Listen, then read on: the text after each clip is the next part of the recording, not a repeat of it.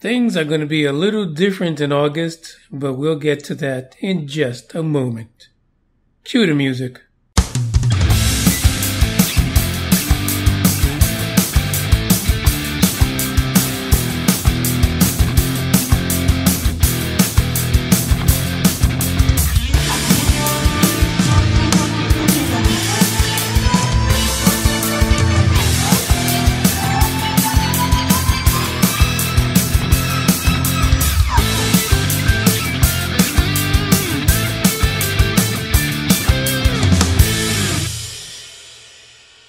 Hey, this is Manny Moonraker, your friendly neighborhood podcast UFO maniac.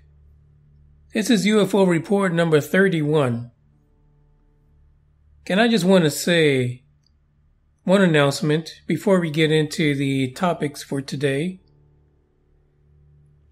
And that is that for the month of August, we are going to go completely explicit on this podcast. It'll be the summer bonus, the end of summer celebration here in the States, and we're going to take it worldwide. Because I am a regular Joe. And as a regular Joe, I feel like I need to pull myself up by my big girl panties and basically strap up because it's going to be balls to the wall. And I might as well talk like a regular guy, like a regular, everyday, stand on the corner type of guy with the boys and gals and discuss this in layman's terms. So every single episode will be explicit. I'm just going to let it fly if I need to. Now, there might be some interviews which will not be explicit. I do have an interview that I'm working on at the moment, which is fascinating, but maybe I can break them out of the shell as well and let them go 4.2 far testicles to plaster. But let's get to our first article since we're talking about being 4.2 far. The very first article that we're going to cover today in this UFO report number 31 has to do with Australia. The Townsville Bulletin in Queensland is reporting an article titled 20 Townsville UFO Sightings by Andrew BACKHOUSE. And apparently there is a ufologist living in Queensland, and this ufologist is going through and collecting data on some of their more frightening sightings.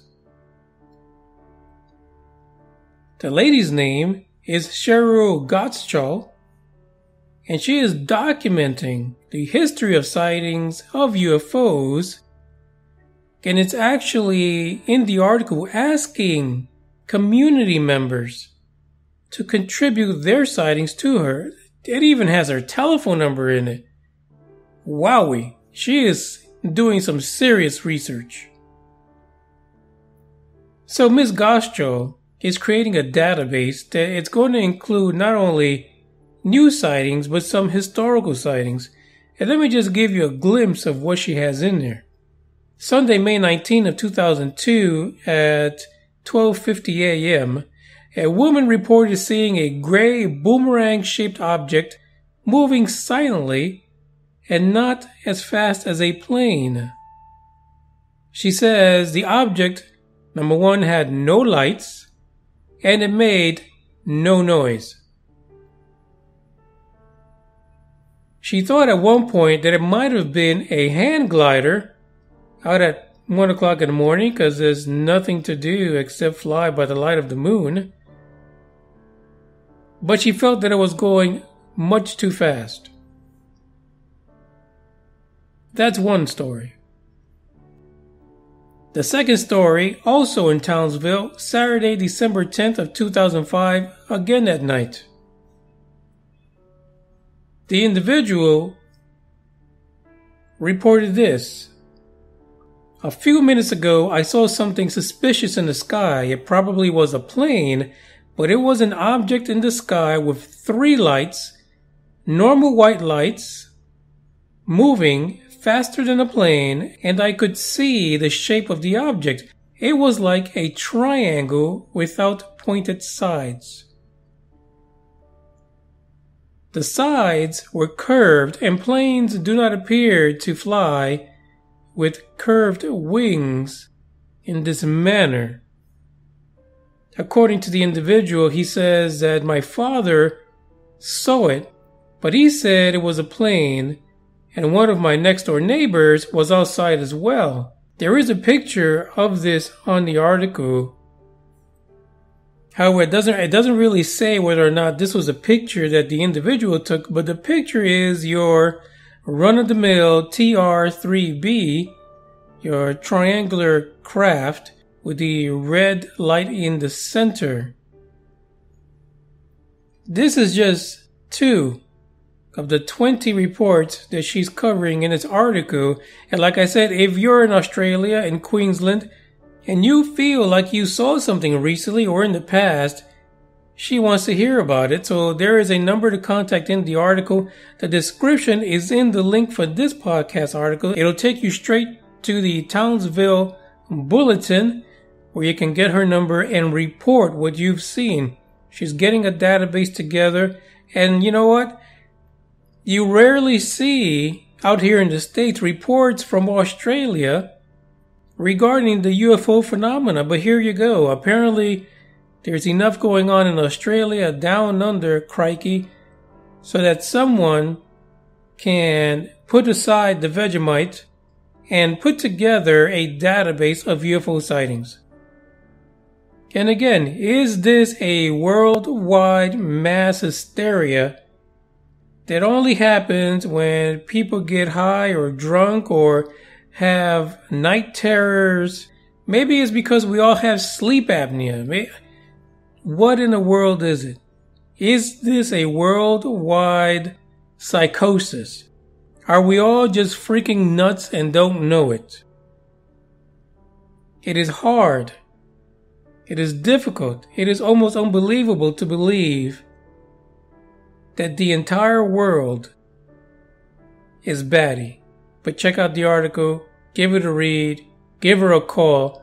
And if you're in Australia and you call this lady, let her know that Manny Moonraker pulled himself up by his big girl panties and sent you a calling.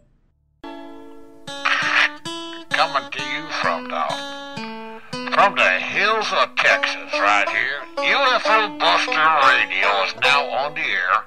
You can visit Manny and Big O at UFOBusterRadio.com. That's right, this is Bubba Doohickey saying, boys, squeal like a pig. Oink, oink, oink. So just a reminder, don't forget to hit me up on social media, UFO Buster Radio and Manny Moonraker pages on Facebook, at Manny Moonraker on Instagram, and at UFO Buster Radio on Twitter. And if you feel froggy and you want to become part of the secret occult family on Patreon, visit the Patreon page. Just look for UFO Buster Radio and get happy. Lastly, the UBR Truth Seeker group is up, and we are, of course, active in it. So check it out. We'll be more and more active. Our membership is growing little by little, but I thank everyone that has joined. Thank you for being part of the conversation. As you will see when you get into the group, we are not going to be the type of people in a group that talk about UFOs like it's a life and death situation, or like we really have a closet full of a tin foil laying around. But we are basically, number one, honest. Number two, we are critical. And number three, we really want data we can analyze. And speaking about analyzation, let's get into the next issue.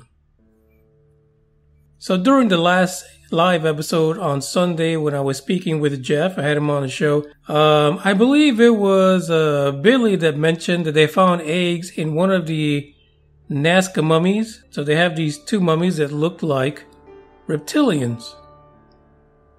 Well, lo and behold, I recently found out that on the GAIA website, the organization is offering free updates regarding the research into the Nazca mummies. So right now they have, I believe it's 5 videos. These 5 videos, they're not little short videos, maybe like 20 minutes or so. I didn't really time it. However, they're pretty informative. And let me tell you, the doctors and the PhDs and the scientists around these mummies, there's quite a few of them. You got the Ruskies, you got the Frenchies, and you've got, of course, the folks down in Peru and in Mexico, thanks to Jaime, which are researching this, and it looks like they're really being thorough and very active. To me, when they handle these mummies, they seem kind of brutish, like they don't really give a damn. Now, in the videos, there is an explanation as to what possibly the so-called white material is. So there is a video about that, and they even show you a chemical analysis of it. The videos themselves are fascinating. It's like they're learning. It's like GAIA is learning not to have Jaime Maussan be the focal point of these videos. It's not like he's not in them, but they are really focusing on the mummies and the folks that are actually doing the research. I gotta say that in the last video, apparently, they did find a baby, a very small one, that was, of course, wrapped into a fetal position with the head down in between the knees. And there was a cloth, which they apparently were testing, carbon dating, to see if the cloth that was in between this alien mummy head that was in between the legs, if that cloth, which was supporting the head, if it carbon dated to around the same time frame as that baby mummy and the other mummies. Like I said, it's fascinating to see either way. Am I convinced that this is a real thing? No. But like I've said in several podcasts, this is the boy crying wolf. It could just be that this Mario guy brought to Jaime a real finding, a real discovery, but Jaime Maussan has been screwing people over for so long that nobody really wants to care about what the hell he's involved with. So it might just be a blessing that the dodo birds at GAIA are involved. This might be the saving grace for the wild, crazy looking mummies. But that doesn't mean that they're real. The good thing about these videos is not only are they showing you the x-rays, they are also showing the CAT scans they've conducted of these mummies. And in addition to that, what Billy alluded to, the eggs inside of one of these little reptilian ones, they actually show that x-ray with the 3 eggs in it. They say that the skeletal structure of these little ones is that of a reptilian, and when you look at the eggs, it looks a lot like the eggs you might see that come out of, let's say, a boa constrictor. It has that, kind of like that elongated oval shape. It's fascinating. I think everyone should look at it this weekend. It's not going to take you very long. It'll give you an insight to what's happening behind the scenes at GAIA, because I guarantee you, if you pay the money, you probably get to see a whole lot more. But I don't think I want to pay money to see more of Jaime. I like it the way it is now. He's not a big part of it. I'm cool with that. The next update, again, is supposed to be the carbon dating of the wool that was found with that baby mummy thingy with the 3 fingers and 3 toes. So, listen, I'm looking forward to it. I hope you guys check it out. This is not an endorsement of the Nazca mummy nonsense. It is not an endorsement of GAIA. But I can say this, after what I've seen compared to his other hoaxes, he must have either spent a mint on this, every single penny he had, or he's involved with someone else that's way more creative than he is, or this may be a real finding and maybe someone 1700 years ago created the hoax and Mario, the archaeologist, just happened to stumble across it. It's a quick way to get your fix on the Nazca Mommy madness. So starting on Monday with that UFO report, because I will not be here Sunday due to the UFC 214 pay-per-view madness. Starting on Monday, UFO report number 32 will be explicit in every episode after that for the month of August. And honestly, the truth is, I want to get you guys' reaction. Sometimes I feel like that explicit indicator holds me back from letting you guys know what I really feel. And by golly, if having it on there is going to help me get my message across, then so be it. I say f*** it. Let's just do it. This has been Manny Moonraker, wishing you guys a great, fantastic weekend. I'll catch you on Monday. May the force be with you.